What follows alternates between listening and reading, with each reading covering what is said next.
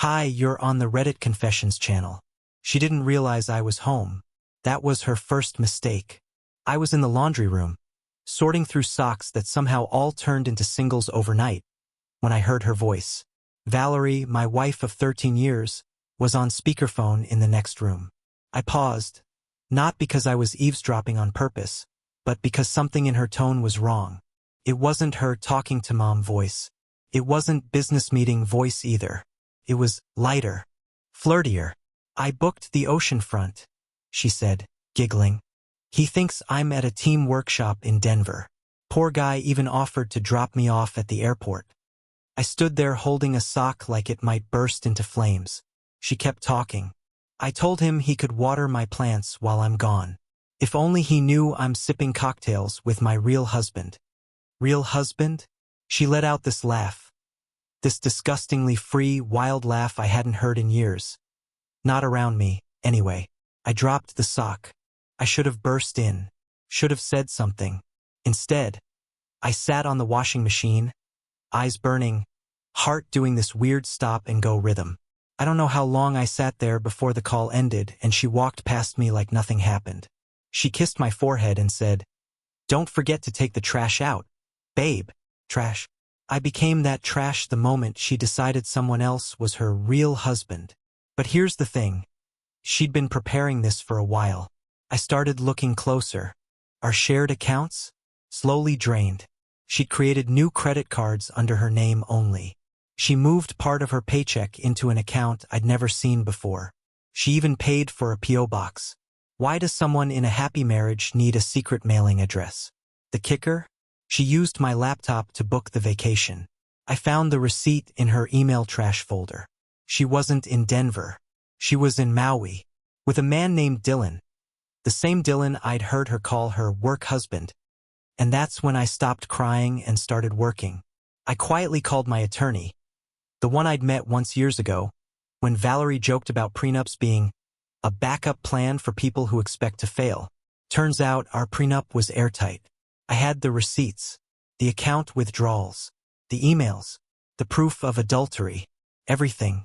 He told me to do one thing, say nothing, let her feel safe. So I did. I even texted her, "Hope the seminar's going well. Love you." She responded with a palm tree emoji.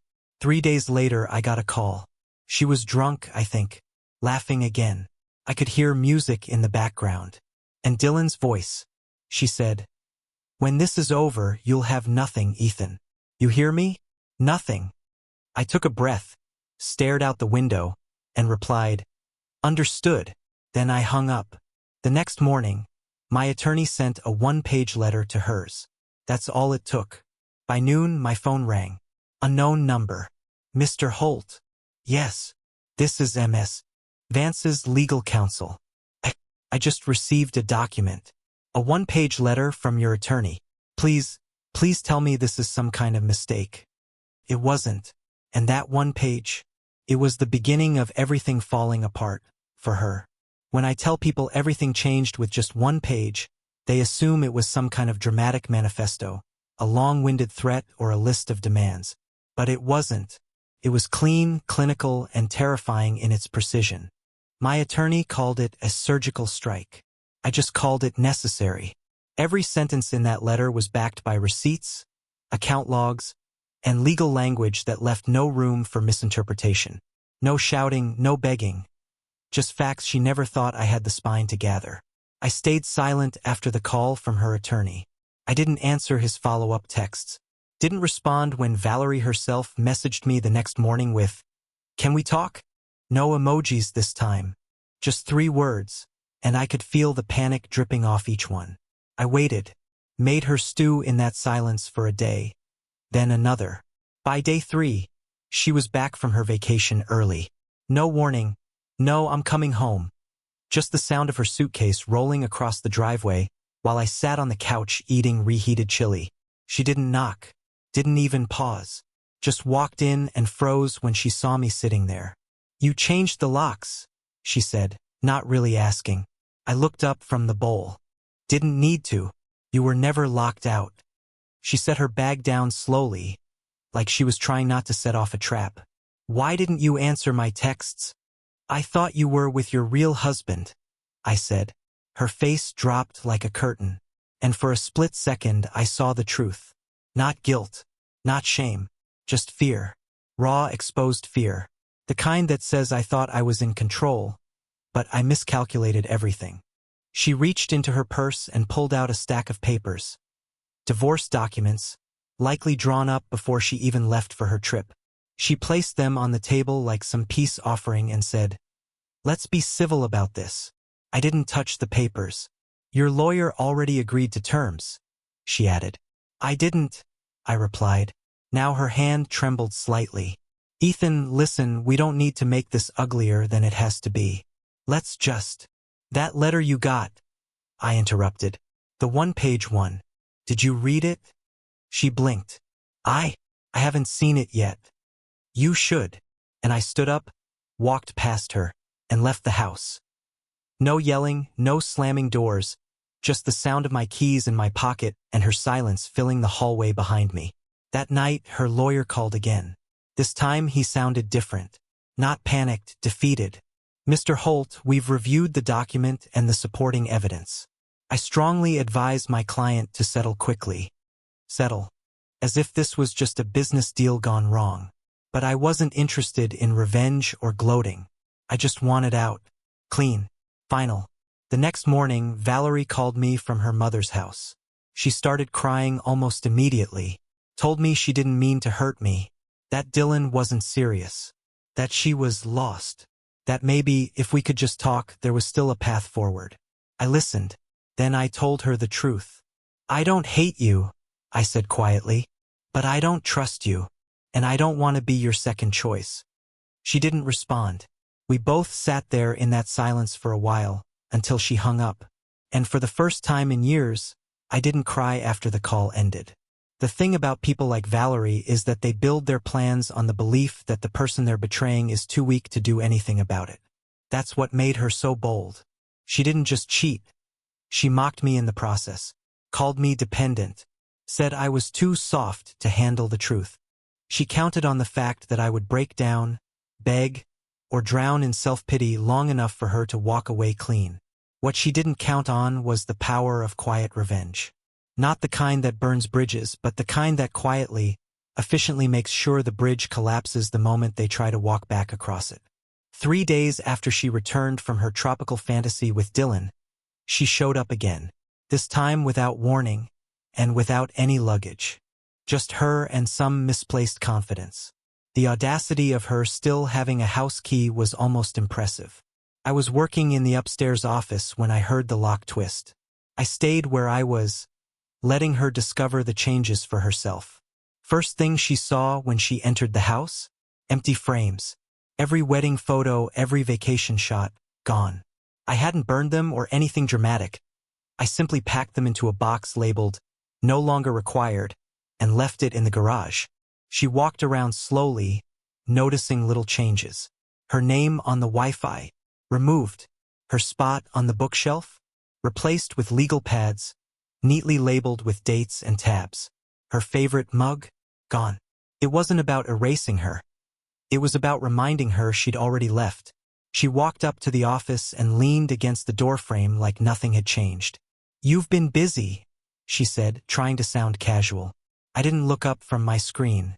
"I'm organizing." She stepped inside anyway, even though I didn't invite her.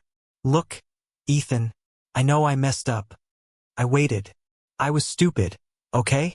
Dylan, he's not what I thought. It was a distraction. I was spiraling. You've always been so steady, and I just—" She trailed off, hoping I'd fill in the blanks with sympathy. I didn't. She tried again. "We could maybe go to counseling. Try to rebuild something. You're not the kind of guy who gives up." That made me look at her. Not with anger. Not even with sadness. Just clarity. "No, I'm the kind of guy you thought would never fight back," I said. "You took advantage of that for years. You thought I wouldn't notice the small withdrawals, the hidden accounts, the late-night calls. You thought I'd just endure." She blinked hard. "I didn't mean." "But you did," I interrupted. And now, you want to rewrite the story because Dylan turned out to be a fantasy wrapped in cologne and fake business trips. She stared at me, and for the first time in a long time, she didn't speak. Just stood there, exposed by her own decisions. I stood up, walked over to the printer, and pulled out a copy of the settlement proposal my attorney had sent to hers. I handed it to her. She took it without a word. Her hand trembled slightly as she flipped through the first page. "You get to keep what you brought into the marriage," I said calmly. "Which wasn't much, Valerie. And now it's even less." She looked up at me with tears in her eyes, but I didn't flinch. Not because I wasn't hurting, but because I'd finally accepted that pain doesn't mean powerlessness. "You changed the locks," she whispered, almost to herself. I nodded. "And the alarm code. And the garage opener. This house doesn't belong to both of us anymore. It never really did." She clutched the papers and walked out without saying goodbye. This time, I didn't watch her go. I sat back at my desk, opened a new document, and for the first time in months, I started writing a plan for my future. And it didn't include her. The days after that encounter were oddly quiet. Not peaceful, just quiet in the way a hospital waiting room is quiet. Cold, tense, filled with the sense that something worse might still be coming. I wasn't sleeping much. Even though I'd finally taken a stand, my mind kept playing tricks on me. I kept replaying the sound of her voice saying I'd have nothing. I'd lie in bed and wonder, how did I let it get this far? How did I become the man who had to catch his wife cheating before realizing she stopped loving him years ago? It was around that time I got a knock on the door.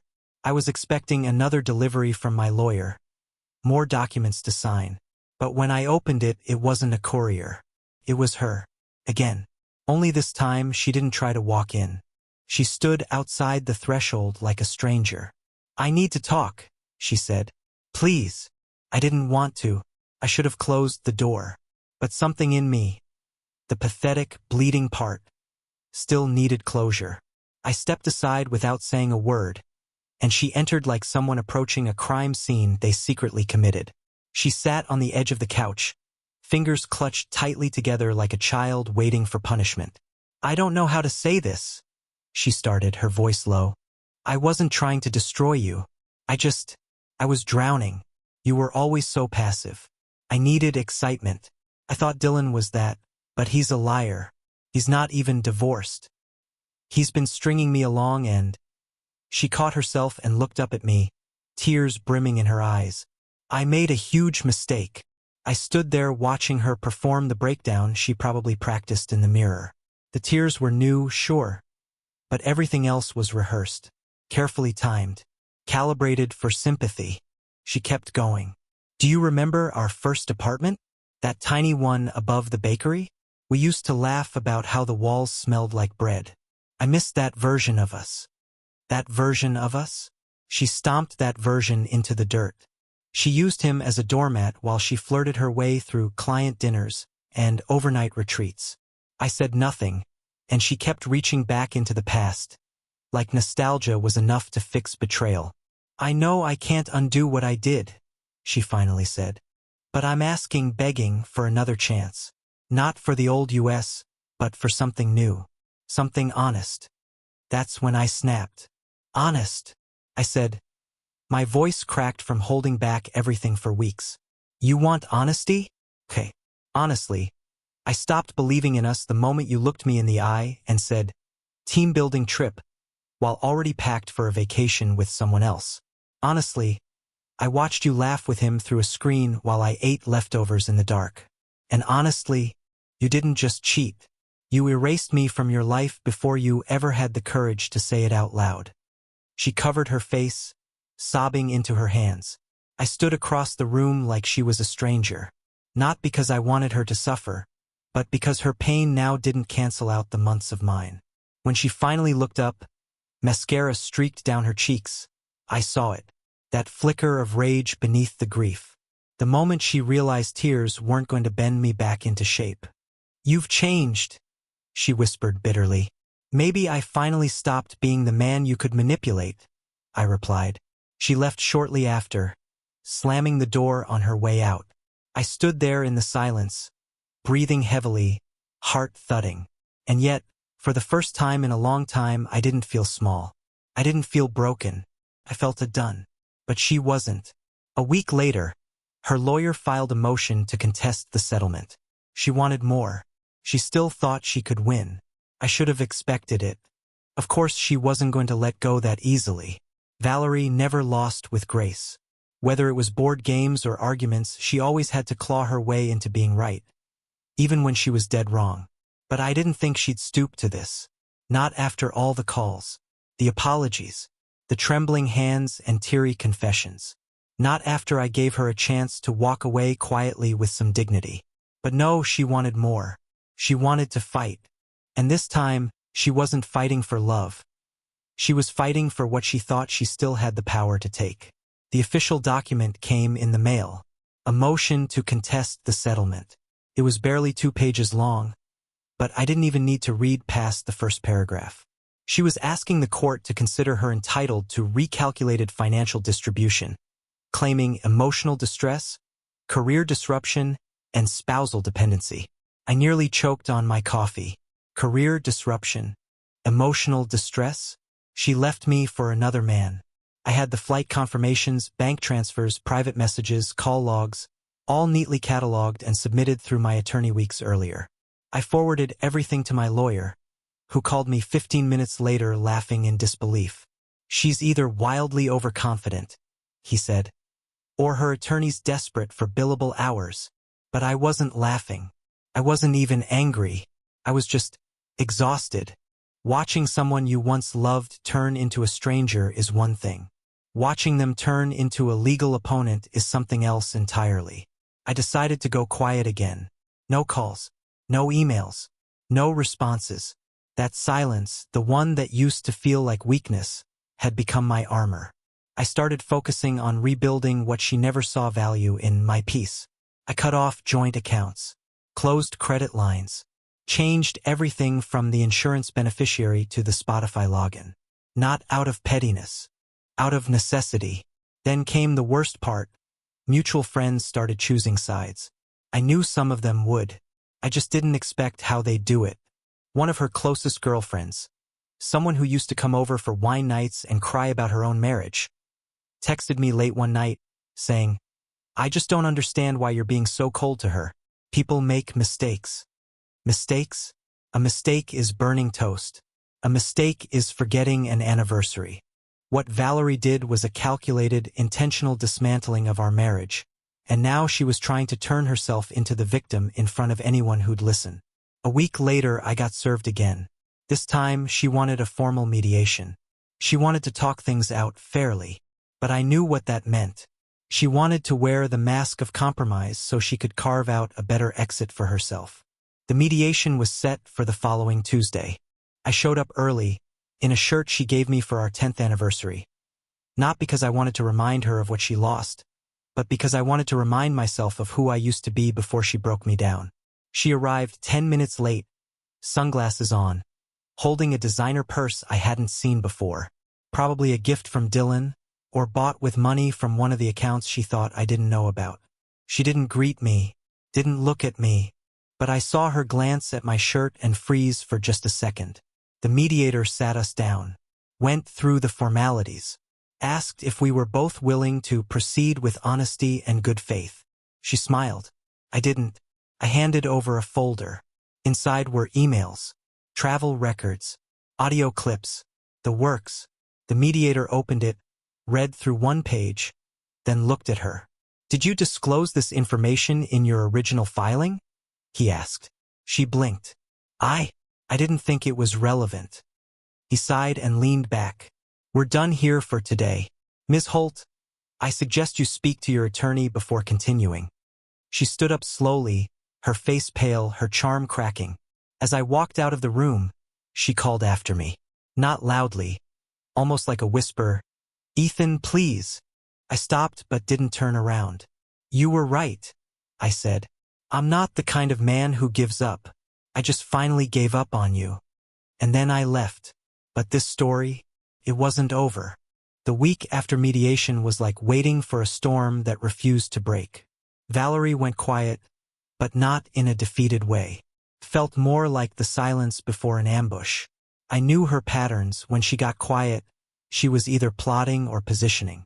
And I had a bad feeling she wasn't done trying to spin this mess into something she could still win. Turns out I wasn't wrong. I got a call from my lawyer on a Thursday afternoon while I was at the hardware store, trying to replace the smoke detector batteries she never cared to fix.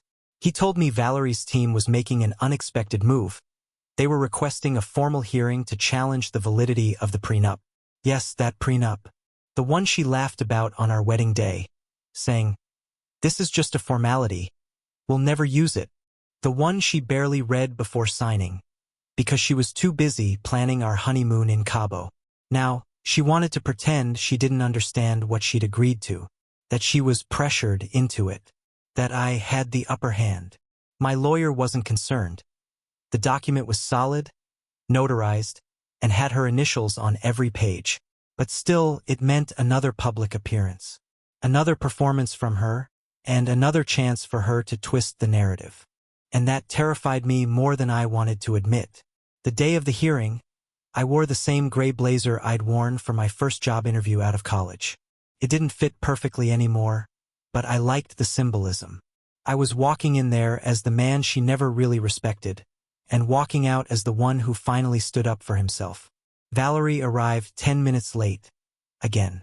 She wore all white. I don't know if it was some kind of strategy, to look innocent, pure, untouched, but I knew the truth buried beneath that pressed fabric. So did she.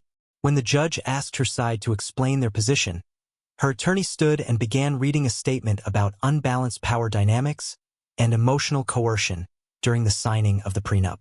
I almost laughed. Valerie? Coerced?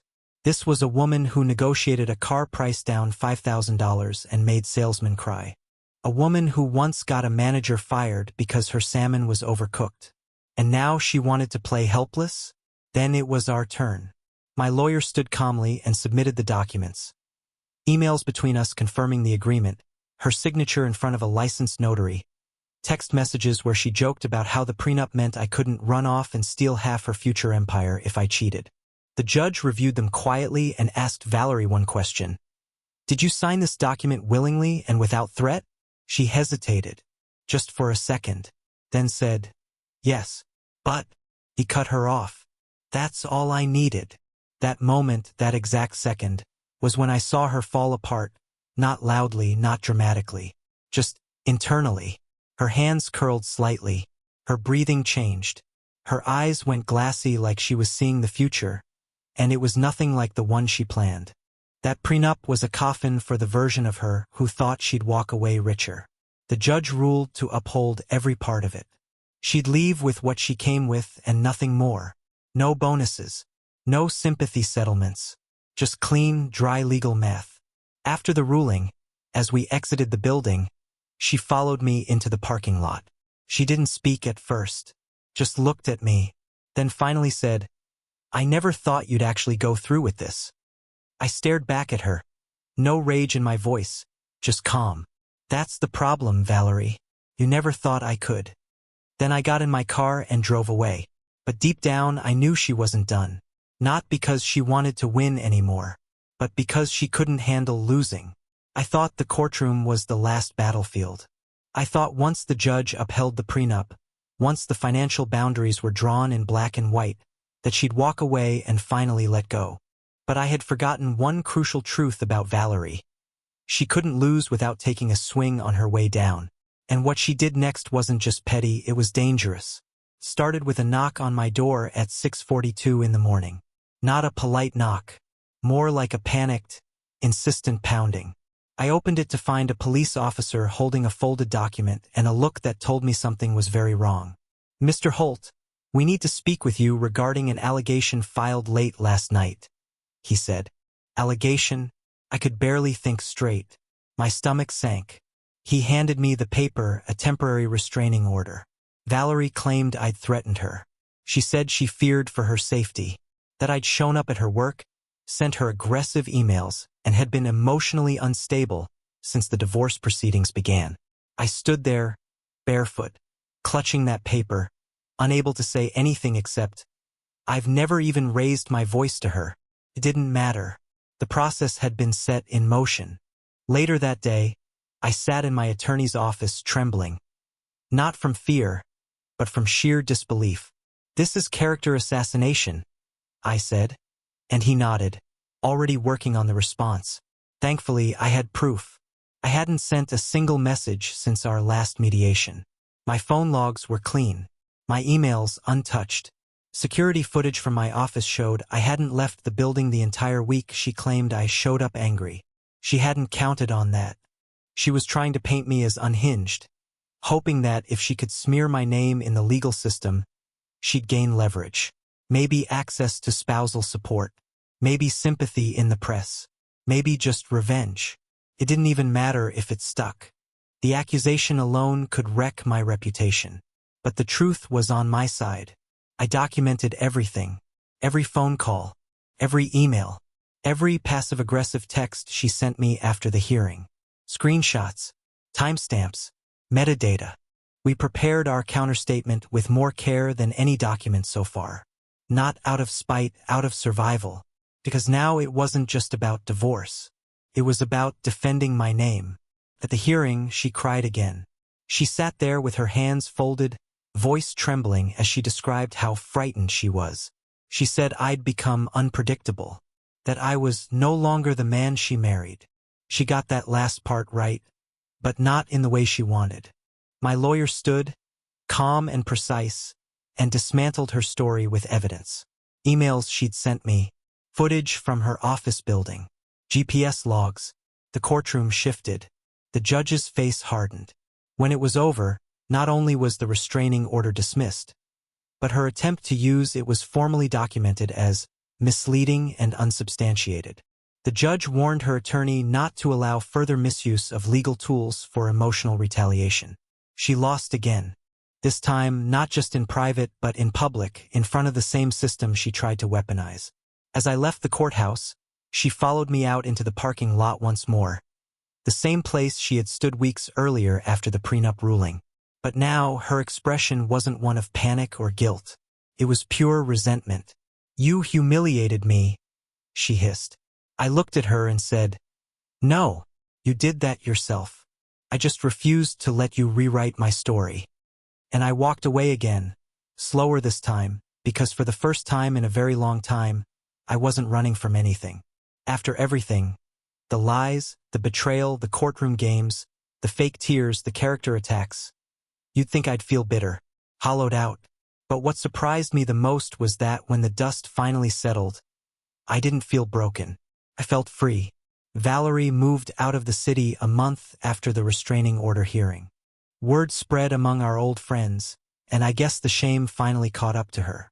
I don't know where she went, and honestly, I don't care. That version of my life, the one built on pretending everything was fine, ended the day she screamed, "You'll have nothing," from a beach she'd booked with someone else's heart. But I did have something. I had me. Started small. I stopped apologizing for things I didn't do. I stopped avoiding mirrors. I went back to therapy. I rebuilt my schedule around things I liked instead of things that kept me distracted from the truth. I even picked up photography again. The hobby she used to roll her eyes at, saying, "What are you going to do with pictures of trees?" Well, now I've got a gallery full of them. Framed, proud, peaceful. I moved to a smaller place just outside the city. Nothing fancy, just quiet, honest, mine. I've even started dating again, slowly, carefully. I'm not looking for a replacement. I'm not trying to win at love to prove anything. I just want real, raw, imperfect connection. And this time I won't ignore the signs. I won't shrink to fit someone else's definition of a man. I'm not angry anymore, not even at her. People like Valerie don't win in the end. Not really. They burn every bridge on their way to some imagined paradise, only to realize there's no one left to toast with on the balcony. And me? I'm still standing. Stronger, smarter, free. So no, I didn't end up with nothing. I ended up with clarity, with truth, and with the kind of peace you can't buy or fake or cheat your way into. If you're reading this and you're where I was, quiet, scared, overlooked, just know, silence doesn't mean weakness, and walking away isn't losing. Sometimes it's the first honest step toward freedom. Let me ask you this. What moment from this story hit you hardest? The Zoom call? The one-page letter? Or the courtroom showdown? Drop your answer in the comments. I read every one. Thanks for being here, and don't forget you're watching Reddit Confessions, where every story has a voice.